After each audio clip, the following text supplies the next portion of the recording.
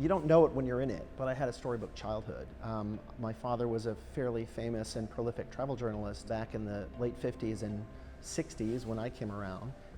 And one of the great things about being a travel journalist then was you were really treated like royalty. So I spent my formative years traveling all over the world, seeing the world's most beautiful places, staying in the world's finest hotels, beautiful palaces. You know, one of the things that I remember is that while my parents were being wined and dined by public relations people, I would get bored and I would just start wandering and exploring, and all of those things that you see, like for example, at Villa d'Este in Lake Como, which is this storied, beautiful hotel on the lake, has these incredible proportions and architecture and gardens, and I would just wander the grounds, and my mind was being filled with all these, you know, incredible stories about, you know, architecture and design.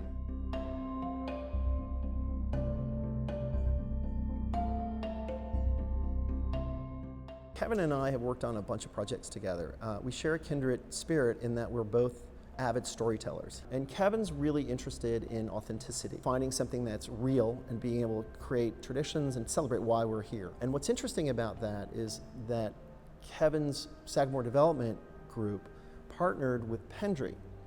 And the Pendry brand is an offshoot of the Montage Resorts. And one of the things that's interesting about Pendry is Pendry's focus is to go into cities and create hotel experiences for them that are authentic to its location. Pendry is interested in engaging in the city. So if I'm a traveler and I'm interested in engaging, I'm going to go to a Pendry so that I can experience Baltimore, or I can experience San Diego, or wherever else they're building. That concept and Kevin Plank's interest in storytelling and authenticity aligned. So the first thing that we did was understand what the story underneath this project was about.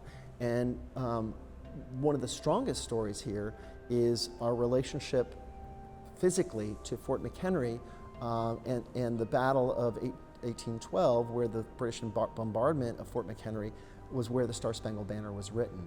So we have incredible intrinsic stories to this hotel. And the idea was to find ways to tell that story through exploration. That's one of the stories. That's a strong one. So the first thing you see when you walk in the door is the Star-Spangled Banner, all the lyrics to it, laser cut in steel. That's your first expression of the hotel, or greeting of the hotel. But there are other things. Baltimore, when you dig deep into Baltimore, you understand that it is a city of gritty industry, and that has also become very wealthy because of that industry. So we wanted to actually engage that. And so if you look throughout the hotel, we've exposed steel beams with rivets. We've actually added steel with rivets. But then we posit that right next to some beautiful, you know, leather sofa that's supple and luxurious. So if you couple those two things and you put them side by side, to me that's Baltimore. It is the charm of having something that's real and industrial and made by men, right next to something that is luxurious and engaging and charming. And that was the goal for the hotel, engage that spirit.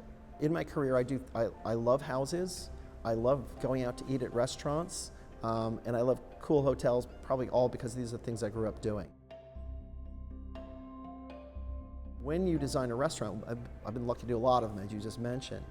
One of the things that's great about it is if you think about the design of a restaurant, if you and your partner are deciding to go out to dinner, you're thinking about a 2-hour vacation that you're about to embark on. I just want to escape and go someplace for 2 hours. We've done a bunch of restaurants, and all of those projects have their own soul, right? And what the goal there is to try to engage what the menu is.